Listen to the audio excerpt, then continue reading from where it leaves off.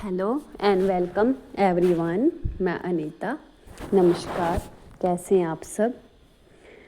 तो आज मैं आपके साथ एक बात साझा करने जा रही हूँ कि हम इस रमनीता अकेडमी चैनल पर free of cost net JRF की तैयारी आज से शुरू करने जा रहे हैं। आज से मतलब ऐसे तो पहले से मैंने यहाँ पर बहुत कुछ करा रखा है, लेकिन आज से हमें टेक्स्ट में जो लगी हुई हैं रचनाएं इकाई 6, 7, 8, 9, 10 वो हम शुरू करेंगे। सबसे पहले हम इकाई 7 कहानी का यहाँ पर विस्तार से उसको पढ़ेंगे कहानियों को, फिर उनके MCQ भी करेंगे और PYQ भी करेंगे। तो यहाँ पर मैं आपके साथ पहले क्लियर करना चाहूँगी कि इस रमनीता अकेडमी चैनल पर ना ही कोई शिक्षक है ना कोई छात्र है, हम सारे यहाँ पर मिलकर पढ़ेंगे, एक साथ पढ़ेंगे।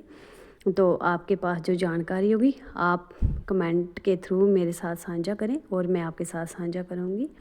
जैसे हमने क्लियर किया है मैं उस स्ट्रेटजी को भी ध्यान में रख के आपके साथ जो जानकारी मुझे है वो शेयर करूँगी। तो हम यहाँ पर अभी तो दिसंबर 2025 के जो नेट जेआरएफ के नतीजे हैं वो भी घोषित नहीं हुए हैं, लेकिन हम धीरे धीरे अपनी जो नए हैं जिनको पता है कि हमने जून 2026 में फॉर्म लगाना है वो यहाँ मेरे साथ तैयारी कर सकते हैं। फ्री ऑफ कॉस्ट है, आपको सिर्फ रमनीता अकेडमी चैनल सब्सक्राइब करना है और मुझे कमेंट में अपनी राय देते रहना है। बस यही आपकी मोटिवेशन है और मैं जो है आपके लिए कंटेंट यहाँ पर डालती रहूँगी। और शुरू करते हैं हम आज अपनी कहानी इकाई 7 से।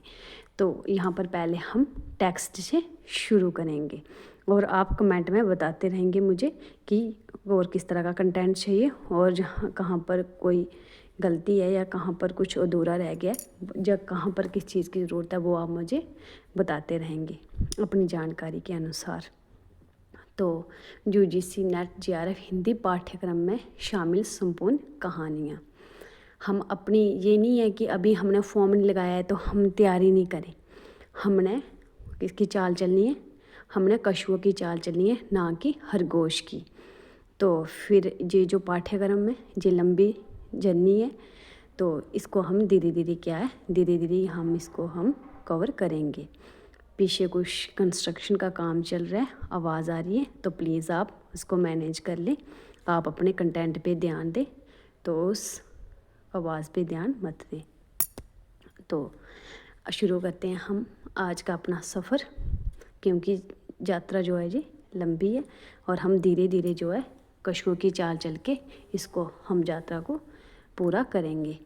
तो UGC नेट जेआरएफ हिंदी पाठ्यक्रम में शामिल संपूर्ण कहानियाँ जो हैं हम इस रमनीता अकेडमी चैनल पर टेक्स्ट के थ्रू पहले शुरू करते हैं। तो कहानियाँ पहली है यहाँ पर पूरी 21 कहानी है। पहली है चंद्रदेव से मेरी बातें, दूसरी है दुलाई बाली, तीसरी है एक टोकरी बड़ मिट्टी, चौथी है कानों में कंगना, पांचवी है राया निर्वसिया, छठी है पिता, सातवीं है परिंदे, आठवीं है अमृतसर आ गया, नौवीं है चीफ की दावत, 10वीं है सिक्का बदल गया, 11वीं है इंस्पेक्टर माता दीन चांद पर, ये व्यंग्यात्मक कहानी है, 12वीं है मारे गे गुलफाम उर्फ तीसरी कसम, 13वीं है लाल पान की बेगम, 14वीं है कोसी का गटवार, 15वीं है आकाशदीप, 16वीं है गैंग्रीन और रोज़ भी इसको कहते हैं, इसका दूसरा नाम रोज़ है, 17वीं है उसने कहा था, 8वीं है ईदगाह, 19वीं है दुनिया का सबसे अनमोल रतन और 20वीं है अपना अपना भाग्य और अंत में राही। तो ये हमारी होगी 21 कहानियाँ। पहले हम भंग महिला के बारे में थोड़ा सा जान लेते हैं। तो भंग महिला का वास्तविक नाम जो था वो राजेंद्रवाला घोष था। क्या था? राजेंद्रवाला घोष। महत्वपूर्ण है, पेपर में पूछा जाता है। और इनको हिंदी की प्रथम मौलिक आधुनिक कहानी लेखिका के रूप में चिर स्मरणीय है। तो इनको क्या कहते हैं? ये हिंदी की प्रथम मौलिक कहानी लेखिका है। इनका रचनाकाल क्या है? 1904 है। जे मिर्जापुर के एक प्रतिष्ठित बंगाली महाशय राम प्रसन्न घोष की पुत्री और पूर्णचंद की धर्म पत्नी है। कौन? भंग महिला। तो 1904 चंद्रदेव से मेरी बातें, कहानी का रचना काल है, जी हमें जानकारी प्राप्त हुई है। तो अब हम देखते हैं इनकी और जो कहानी है उनको कालक्रम से जो प्रकाशित हुई हैं उनको भी देख लेते हैं। राजेंद्र बाला घोष भंग महिला को हिंदी की प्रथम कहानी लेख का स्वीकार किया जाता है। ये तो मैं आपके साथ साझा कर चुकी हूँ। आगे चलते हैं। राजेंद्र बाला घोष भंग महिला की काल क्रमानुसार प्रकाशित कहानियाँ निम्न है। महत्वपूर्ण है, ट्रिक के साथ बताऊंगी, ध्यान देना। पहली है चंद्रदेव से मेरी बातें, तो इसका प्रकाशन वर्ष क्या है 1904। फिर दूसरी है कुंभ में छोटी बहू, इसका प्रकाशन वर्ष है 1906। फिर तीसरी है दुलाई बाली, इसका प्रकाशन वर्ष है 1907। ध्यान रखना ये भी हमें नेट जीआरएफ के पाठ्यक्रम में लगी हुई है। और जो दुलाई वाली है ये मनोपर कहानी है, इसको भी हम डिटेल में पढ़ेंगे। और चौथी है दलिया, क्या है चौथी है दलिया। तो आप इसमें ट्रिक जो है वो ध्यान में रख सकते हैं। मैंने जो ध्यान में रखी थी वो थी चक दुली, क्या थी चंद्रदेव से च और कुंभ में छोटी बहू से क, तो चक बन गया। और दुलाई वाली से दू और दलिया से ली।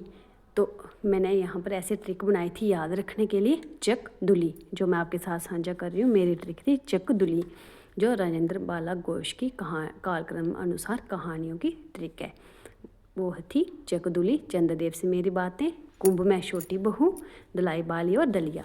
इनका प्रकाशन वर्ष भी महत्वपूर्ण है। आगे देखते हैं। चंद्रदेव से मेरी बातें 1904 जो प्रकाशन वर्ष है इस कहानी का।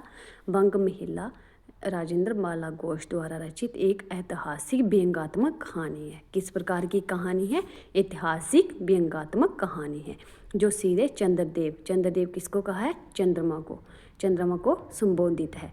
ये भारत की तत्कालीन सामाजिक राजनीतिक स्थिति और ब्रिटिश शासन के दमन और अनपढ़ता और छूत और महिलाओं की स्थिति पर तीखा व्यंग करती है। किस पर? ये आपने विषय वस्तु इसकी ध्यान में रखनी है। राजनीतिक स्थिति, ब्रिटिश शासन के दमन, अनपढ़ता, छूत और महिलाओं की स्थिति पर तीखा व्यंग करती है।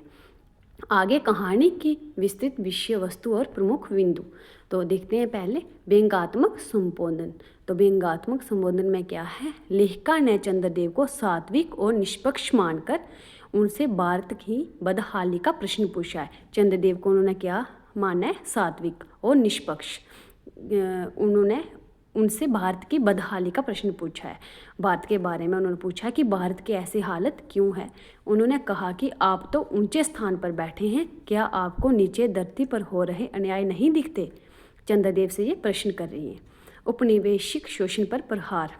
लेखिका ने कहा कि अगर आप भारत में आए तो अपने साथ धनवंतरी कौन थे? डॉक्टर और चित्रगुप्त को क्या बोला? न्यायाधीश को लाएं, ताकि वे जहाँ की प्लेग जैसी बीमारियों और अन्याय कानूनी को देख सकें।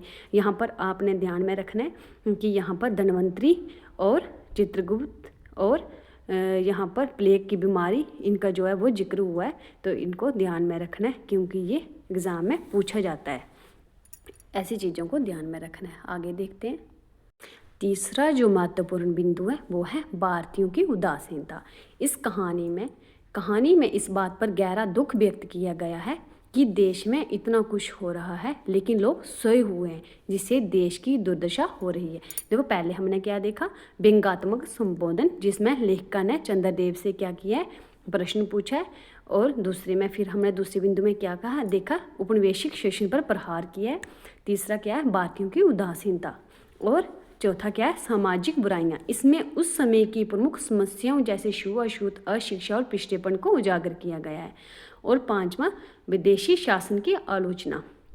तो इसमें अंग्रेजों की शोषणकारी नीतियों और भारतीय राजाओं की कायरता को बहुत ही हल्के लेकिन गंभीर अंदाज में पेश किया गया है। तो ये तो आपको समझ में आ रही होगी। विदेशी शासन की आलोचना करी हुई है, सामाजिक बुराइयां, इसमें भारतीय की उदासीनता है। तो ये जो है, ये हमें जो 5 महत्वपूर्ण बिंदु दिए, ये हमें एग्जाम में पूछा जाता है। कि जो चंद्रदेव से मेरी बातें कहानी की विषय वस्तु इनमें से कौन सी नहीं है जो कौन सी है। तो इसमें हमने ध्यान में रखना है कि इसमें एक व्यंग्यात्मक संबोधन है और दूसरा औपनिवेशिक शासन पर प्रहार किया गया है। इसमें भारतीयों की उदासीनता के बारे में बताया गया है। इसमें सामाजिक बुराइयों के बारे में बताया गया है। इसमें विदेशी शासन की आलोचना भी की गई है। तो ये हमें ध्यान में रखने हैं। आगे निष्कर्ष में देखते हैं। इस कहानी के अंत में चंद्रदेव के मौन को स्वीकार करते हुए उन्हें फिर से धरती पर आने और भारतीयों को जागरूक करने की प्रार्थना के साथ समाप्त होती है। तो इस कहानी के अंत में क्या किया गया है? इस कहानी के अंत में चंद्रदेव को धरती पर फिर से आने को और भारतीयों को जागरूक करने की प्रार्थना की गई है। तो आगे देखते हैं। अब हम शुरू करते हैं कहानी, जहाँ से जो है चंद्रदेव से मेरी बातें कहानी आरंभ होती है। तो चंद्रदेव से मेरी बातें बंग महिला के द्वारा सरस्वती पत्रिका में प्रकाशित हुई थी। ये ध्यान में रखना है किस पत्रिका में प्रकाशित हुई थी? सरस्वती पत्रिका में। शुरू करते हैं कहानी। भगवान चंद्रदेव आपके कमलवत कोमल चरणों में इस दासी का अनेक बार प्रणाम। ये कौन कह रहा है? राजेंद्र वाला घोष, जिनको बंग महिला कहते हैं। क्या कहती हैं? भगवान चंद्रदेव आपके कमलवत कोमल चरणों में इस दासी का अनेक बार प्रणाम। आज से आपसे 2-4 बातें करने की इच्छा रखती हूँ। क्या मेरे प्रश्नों का उत्तर आप प्रदान करेंगे? कीजिए, बड़ी कृपा होगी। देखो, सुनी अनसुनी सी मत कर जाना, अपने बड़प्पन की ओर ध्यान देना। अच्छा कहती हूँ, सुनो। अब सुनाने लगी हैं। मैं सुनाती हूँ। आप इस आकाश मंडल में चिरकाल से वास करते हैं। क्या ये बात सत्य है? यदि सत्य है तो मैं अनुमान करती हूँ कि इस सृष्टि के साथ ही साथ अवश्य आपकी भी सृष्टि हुई होगी। तब तो आप 1.5 दिन के पुराने बूढ़े कहे जा सकते हैं। आप इतने पुराने हैं तो सही, पर काम सदा से एक ही स्थान में करते आते हैं। ये क्यों?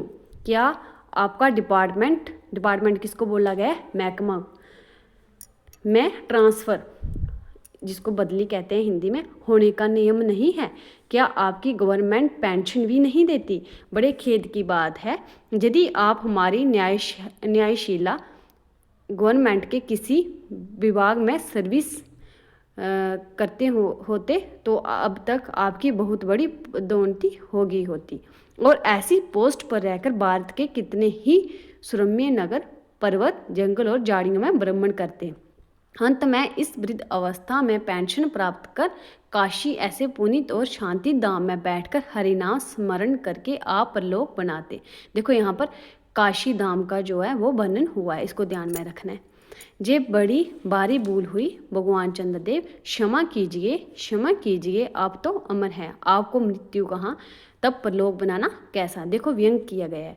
ओहो, देवता भी अपनी जाति के कैसे पक्षपाती होते हैं। देखो ना, चंद्रदेव को अमृत देकर उन्होंने अमर कर दिया।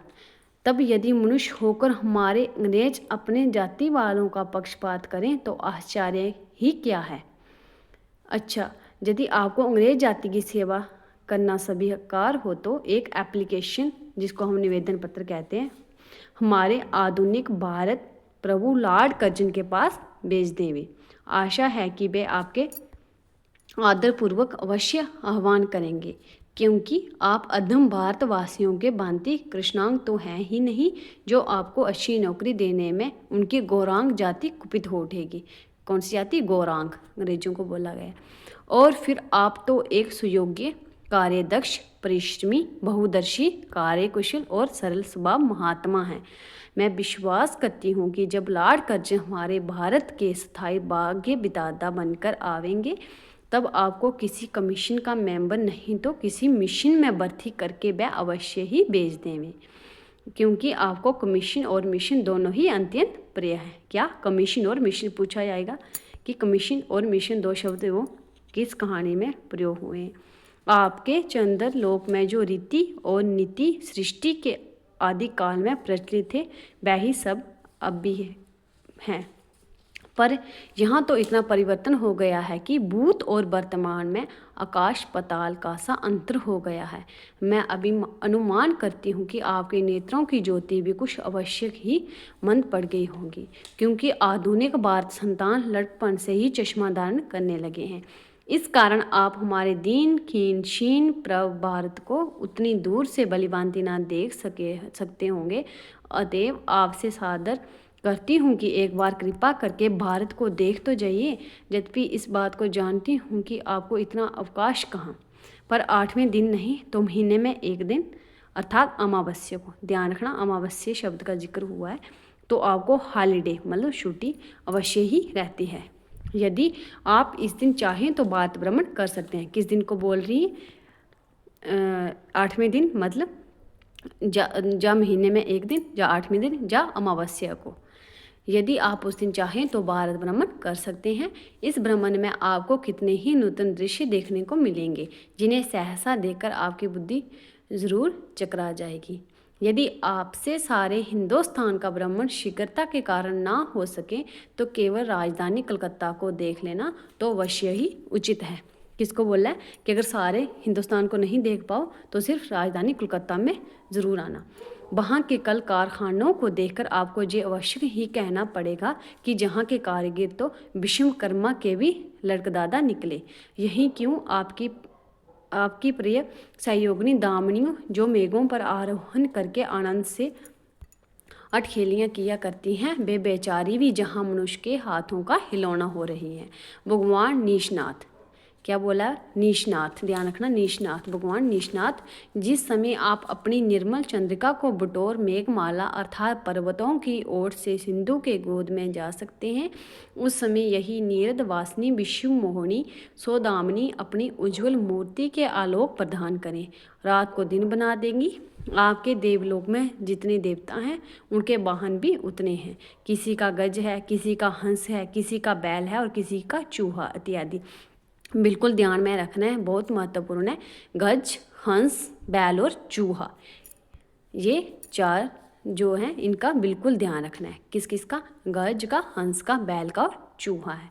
पर यहाँ तो सारा बोझ आपकी चपला और अग्निदेव के माथे मढ़ा गया है। क्या ब्राह्मण, क्या क्षत्रिय, क्या वैश्य, क्या शूद्र, क्या चंडाल, ये भी ध्यान में रखना है। किन का उपयोग हुआ है? ब्राह्मण, क्षत्रिय, वैश्य, शूद्र और चंडाल, सभी के रथों का वाहन वहीं हो रहा है। हमारे श्वेतांग महाप्रभु गण को यहाँ पर कुछ कठिनाई का सामना आ पड़ा। जट उन्होंने इलेक्ट्रिसिटी, किसको कहते हैं हिंदी में? बिजली को लापट का बस कठिन से कठिन कार्य सहज में संपादन कर लेते हैं। और हमारे जहाँ के उच्च शिक्षा प्राप्त युवक काठ के पुतलों की भांति मुँह ताकते रह जाते हैं। जिस व्योम वासिनी विद्युत देवी को स्पर्श तक करने का किसी व्यक्ति का साहस नहीं हो सका, वहीं आज प्राय घर में आश्रिता नारियों की भांति ऐसे दबाव में पड़ी हैं कि वह चूं तक नहीं कर सकती। क्या करें? बेचारी के बागे में विधाता ने दासी वृत्ति ही लिखा था। हरि पदोदवा त्रिलोक पावनी सुरसुरी के भी खोटे दिन आए हैं। वह भी अब स्थान स्थान, कितने बड़े बड़े शब्द है देखो, वह भी अब स्थान स्थान में वर्णनग्रस्त हो रही है। उसके बक्ष स्थल पर यहाँ तहाँ मोटे बृहदारंभ गाड़ दिए गए हैं। कलकत्ता आदि को देखकर आपके देवराज सुरेंद्र भी कहेंगे कि हमारी अमरावती तो इसके आगे निरी फीकी सी जान पड़ती है। वहाँ ईडन गार्डन तो परिजात परिशोभित नंदन कानन को भी मात दे रहा है। किसका जिक्र हुआ है? ईडन गार्डन का। वहाँ के विश्वविद्यालय के विश्व श्रेष्ठ पंडितों की विश्वव्यादिनी विद्या को देखकर बीना पानी सरस्वती देवी भी कहने लग जाएंगी कि निसंदेह इन विद्या दिग्गजों की विद्या चमत्कारिणी है। वहीं के फोर्ट विलियम के फौजी सम्मान को देखकर आपके देव सेनापति कार्तिकेय बाबू के भी शक्के छूट जाएंगे, क्योंकि देव सेनापति महाशय देखने में हास बंगाली बाबू से जंचते हैं और उनका वाहन भी एक सुंदर मयूर है। बस इससे उनके वीर तत्व का भी परिचय हो मिलता है। वहाँ के मिंट टकसाल को देखकर सिंधु तन्या आपके प्रिय सहोदर कमला देवी तथा कुबेर भी अकचका जाएंगे। भगवान चंद्रदेव इन्हीं सब विस्मयोत्पादक अपूर्व दृश्यों का अवलोकन करने के हेतु आपको सादर निमंत्रण तथा सविनय आहूत करती हूँ। संभव है कि यहाँ आने से आपको अनेक लाभ भी होंगे। आप जो अनादिकाल से निज उज्ज्वल बंपू में कलंक की कालिमा लेपन करके कलंक की शशंक शशधर शशलांशन आदि उपाधि मालाओं से भूषित हो रहे हैं, सिंधु तन्य होने पर भी जिस कालिमा को आप आज तक नहीं धो सके हैं, वही आजन्म कलंक शायद यहाँ के विज्ञानविद पंडितों की चेष्टा से छूट जाएं। जब मुंबई में स्वर्गीय महारानी विक्टोरिया देवी की प्रतिमूर्ति से काला दाग छुड़ाने में प्रोफेसर गज्जर महाशय फलीभूत हुए हैं, तब क्या आपके मुख की कालिमा छुड़ाने में वे फलीभूत ना होंगे। शायद आप ये बात भी अभी तक विदित नहीं हुई कि आप और आपके स्वामी सूर्य भगवान पर जब हमारे भूमंडल की छाया पड़ती है तभी आप लोगों पर ग्रहण लगता है। पर आपका तो अब तक वही पुराना विश्वास बना हुआ है कि जब कुटिल ग्रह राहु आपको निकल जाता है तभी ग्रहण होता है। पर ऐसा थोथा विश्वास करना आप लोगों की भारी भूल है। अतः हे देव, मैं विनय करती हूँ कि आप अपने हृदय से इस भ्रम को जड़ से उखाड़ कर फेंक दें। अब भारत में ना तो आपके और ना आपके स्वामी भुवन भास्कर सूर्य महाशय ही के वंशधरों का साम्राज्य है, और ना अब भारत की वह शास्य श्यामलता स्वर्ण प्रस्तुता मूर्ति ही है। अब तो आप लोगों के अज्ञात एक अन्य द्वीप वासी परम शक्तिमान गौरांग महाप्रभु इस सुविशाल भारतवर्ष का राज्य वैभव भोग रहे हैं। अब तक मैंने जिन बातों का वर्णन आपसे स्थूल रूप में किया, वह सब इन्हीं विदा विशारद गौरांग प्रभुओं के कृपा कटाक्ष का परिणाम है। यूं तो यहाँ प्रतिवर्ष पदवीदान के समय कितने ही राज्य विहीन राजाओं की सृष्टि हुआ करती थी, पर आपके वंशधरों में जो 2-4 राजा महाराजा नाम मात्र के हैं, वह काठ के पुतलों की भांति हैं। जैसे उन्हें उनके रक्षक नचाते हैं वैसे ही वह नाचते हैं।